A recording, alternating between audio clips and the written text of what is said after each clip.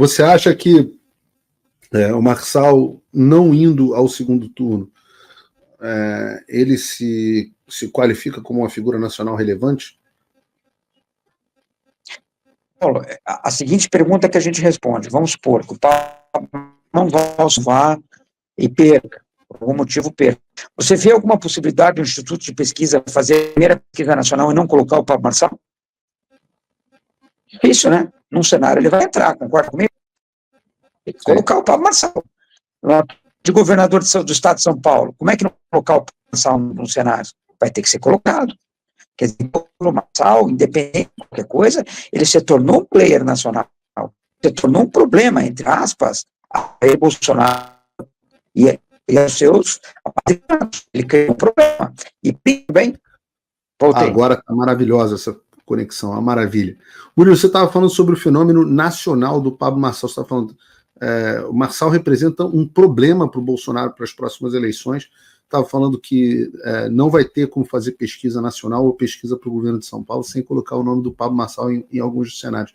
Explora isso melhor para a gente, porque foi que a conexão caiu nesse momento. Com certeza, assim, o fenômeno Pablo Marçal, se ele perder as eleições em São Paulo, com certeza, nas próximas eleições, tanto de presidente do Brasil quanto de governador de São Paulo, não tem como, num cenário, você não introduzir o nome do Pablo Marçal. Então ele vai, no primeiro momento, dividir a direita, certo? Ele vai, tanto para o governo do Estado, quanto para a presidente da República, caso ele não seja o vencedor dessas eleições. E, principalmente, Paulo, uma coisa que ninguém fala, ele pode me cobrar isso para frente, ele vai ser um adversário dos filhos. Ele tem a mesma idade. Tem a mesma idade de Eduardo, ele tem a mesma idade de Flávio, ele é da mesma geração. Ele é de uma geração para baixo de Lula e de Bolsonaro. Se ele não disputar as próximas eleições, ele não enfrentaria, por exemplo, Bolsonaro nem Lula. Mas, para frente, a geração de baixo é onde ele vai enfrentar, não tenho dúvida.